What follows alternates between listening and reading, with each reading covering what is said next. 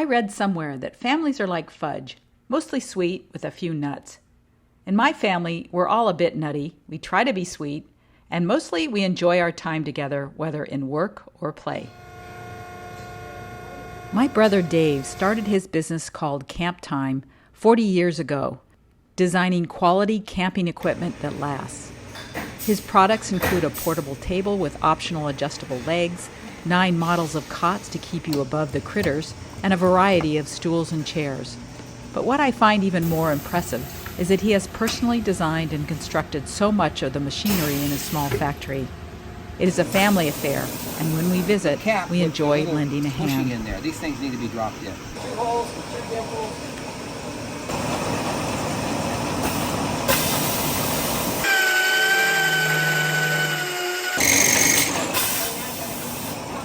We are tucked behind one of my brother's workshops at his home, and I'm going to put up the moonshade. It's the new one we bought, months and months ago.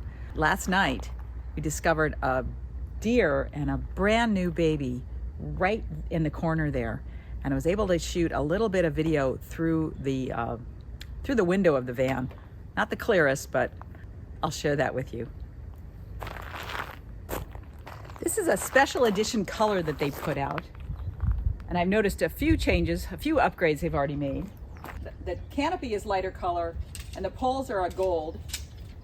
And the legs have this piece on there. I'm not sure what that's for, but I'm sure I'll figure it out when I know. I think I know where that goes.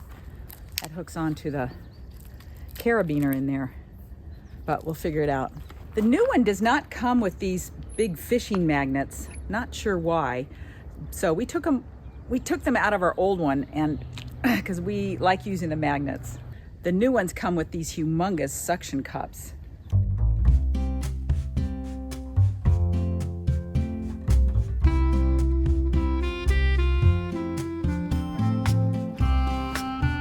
This is one of the changes they made. They added these little loop things to catch into the carabiner, so in a wind, the pole doesn't come out. So here's the problem I see with the suction cups. This is too big to fit up on our van. I'm sure on a van that doesn't have all this Gucci stuff, it would fit right there where that light is, but it doesn't on ours, so the magnet works better. However, it would fit over here. So when Jon comes out of the house after finishing his paperwork, I might have him install the suction cup up there where the magnet is right now. These are not the stakes that come with the tent. We just like these better. Going for a bike ride. Watch is on. Turn on my directions. But we also enjoy getting out and exploring the area on our bikes. A great option in Spokane is the 40-mile paved Spokane River Centennial Trail.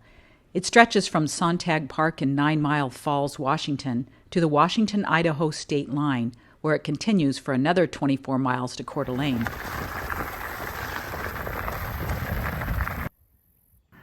Saltese Flat Wetland area. And there's some bike trails around here. We'll save the Centennial Trail for another visit. We need to get back so we can get to the local farmers market before they sell out of our favorite scones.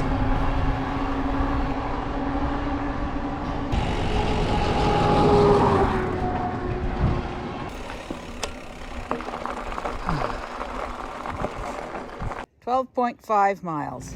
Oh, no thanks. Jon's favorite scone. How do the Giants have a pretty? That sounds good. Say that. There you too. Welcome to Idaho. As temperatures continued to rise in Spokane, we decided to seek out cooler temperatures to the east. As you drive along Interstate 90 past Coeur d'Alene, you climb into the Silver Valley, a 40-mile-long mining district that produced huge amounts of lead, zinc, and silver. We are in this nice little rest area right off of Interstate 90 in Wallace, Idaho. And Jon's getting the bikes down. We're going to do this section from Wallace to Mullen, I think it's pronounced.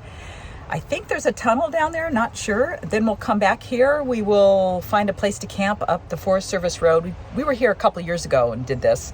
We didn't ride the trail though. We said we'd come back and ride the trail. And then tomorrow morning, we will probably do another section, the section in the opposite direction. And the weather should be much nicer here tonight than it will be down in Spokane. It's a little bit higher in elevation, so we'll be better off because it's starting to heat up again. Here we go. This site is dedicated to memory of the firefighters who lost their lives fighting the Great Fires of 1910, which I talked about last time we were here when we went up and did the Pulaski Trail. And here is where we jump on. Here, we're going to go to the end of the line, but look at all this we need to explore. Now, last time we went to Harrison from Pullman. Did that with my brother. No, I'm sorry, Plummer.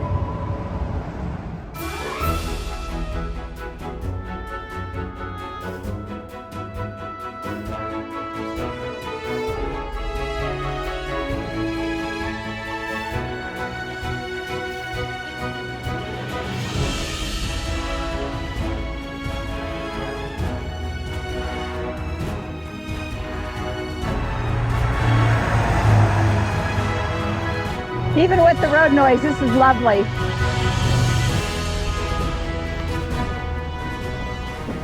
Until the 1960s, mine waste was dumped directly into streams.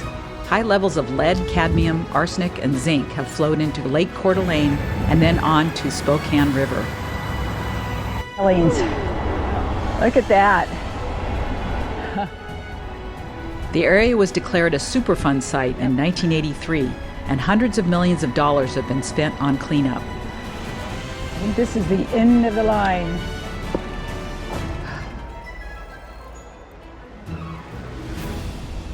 While some mining operations continue, the towns of Wallace and Kellogg have focused their futures on recreational tourism.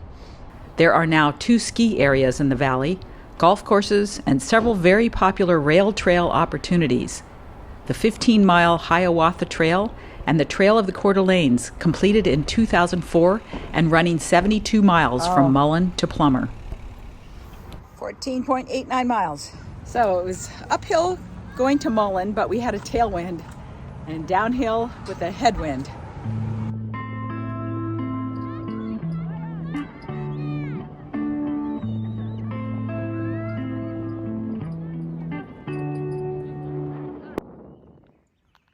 Here we are in another borrow pit, this time on a Forest Service road above Wallace. We actually stayed here a couple of years ago. There is some dust because people go ripping around this dirt road, but it'll quiet down and it'll be a nice night. And our bikes are just a bit dusty from driving on the dirt road.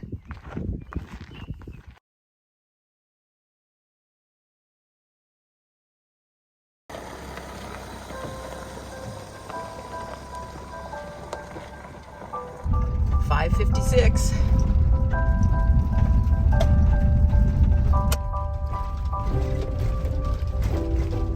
We are back for round 2 of our bike trip, and this time we're going to split up.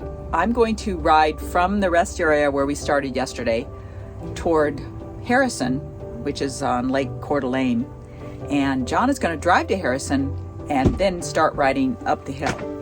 And I'm going to take the extra battery because it's 50 miles and we're hoping that I won't run out of battery. But it is chilly out there, so I'm going to put on another layer. She's riding a Specialized, but she's got her Harley glasses on. Rocket J Squirrel. Hey, Rocky, watch her pull a rabbit out of her head. There we go. It's going to be dark though. Oh, see you later.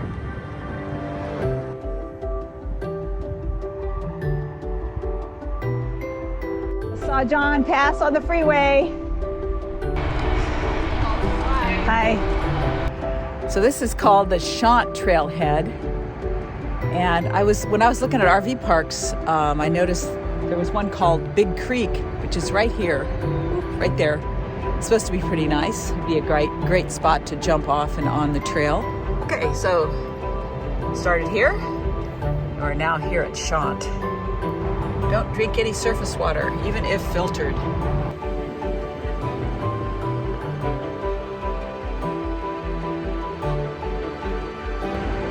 a much nicer section than yesterday's section because you're farther away from the highway. Or mining tailings. It is easy to see why the Trail of the Coeur d'Alenes was named one of the top 25 trails in the nation. There are 20 developed trailheads, 20 scenic waysides, and e-bikes are allowed. Hi. Along the way, there are signs that share the rich mining, railroading, and Native American history of the area. Potable water is not available on the trail, but you'll ride through several towns where you can fill your water and find food. It's a bike shop. Yeah, I think this is Kellogg. Yeah, Kellogg. Restrooms. Ski area. There's a gondola. Silver Mountain Trailhead. There's the gondola. There's a resort there. They charge you $30 to park here overnight. It's ridiculous.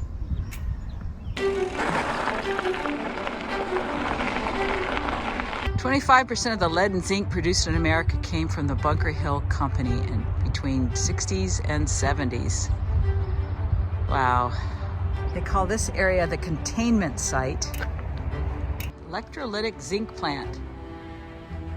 It was the first commercial refinery in the U.S. to produce 99.99+% pure zinc.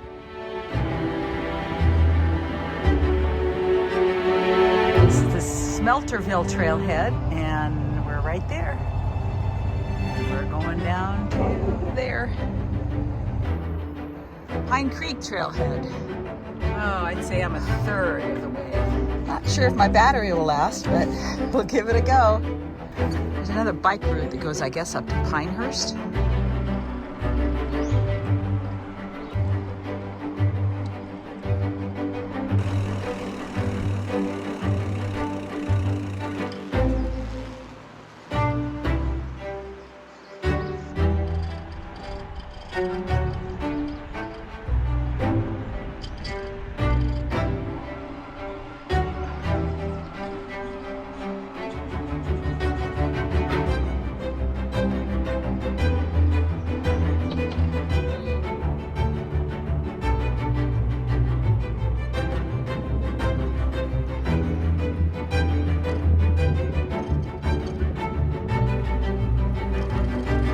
There's a bald eagle over there.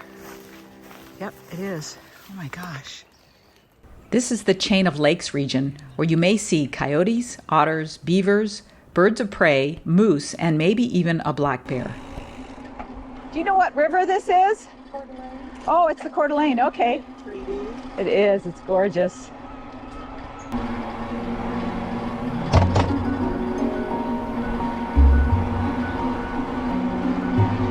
There's the Old Mission State Park Trail headquarters.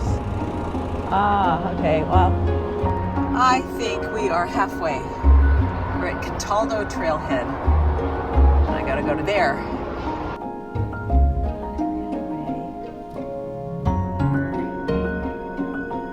I think this is Highway 3. There's the deer running through there. I missed them. Darn it. Wow. Look at that. Oh, gorgeous. I'm gonna take a $5 here. Eat the other half of my scone.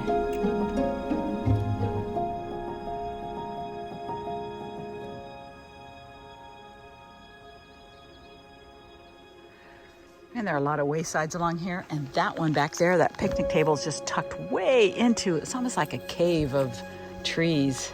It's so dark.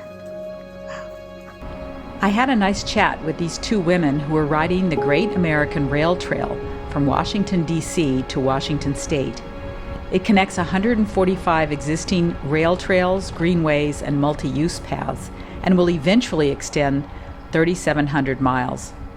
If you care to learn more about Rails to Trails, visit the website railstotrails.org.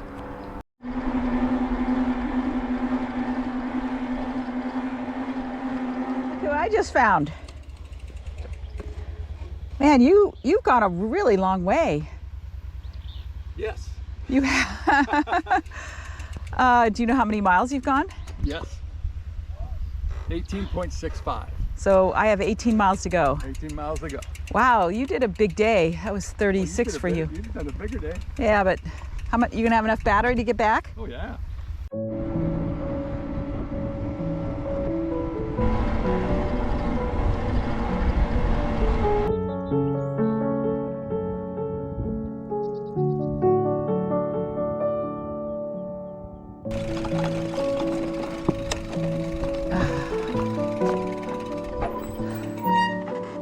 Snack time.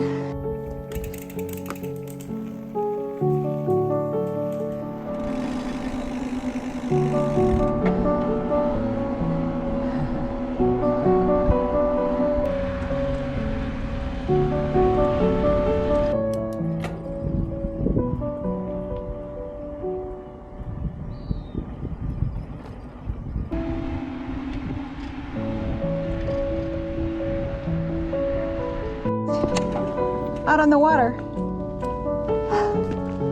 Gotta check this out. 2 bald eagles.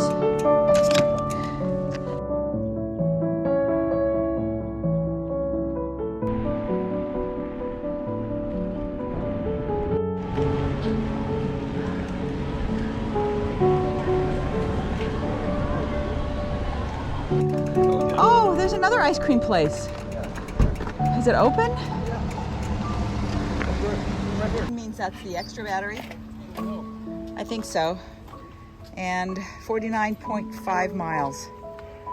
We'll just call it 50.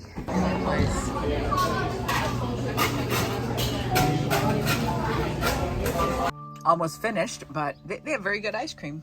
And John got double, I don't know, what'd you get? Death by chocolate? Yes, death by chocolate. And look what I bought. I bought this little thing, like a thermos. I'm gonna stick it in the freezer, and then I can buy ice cream in the grocery store, and it'll keep it hard longer. The lady said the pint will fit right in there. Welcome to Washington. What is this, Columbia? Come back next week for an unexpected reunion with friends in Oregon.